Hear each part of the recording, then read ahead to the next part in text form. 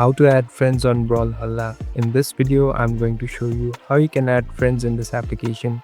First of all, open the application. Now here you'll be able to see the option called Custom Game Room. Tap on Custom Game Room. Now you must create a room. So you cannot directly have friends or have a friend list in this game. You must create a private room or a public room and invite the friends. So first of all, create this room. Now here on the right top, you can see the room ID available. Tap on this room ID. So this is the room ID that you must give to your friends that you want to invite or play with. So this is the only option that this game gives. Now select the character with which you want to play and tap on the stick button.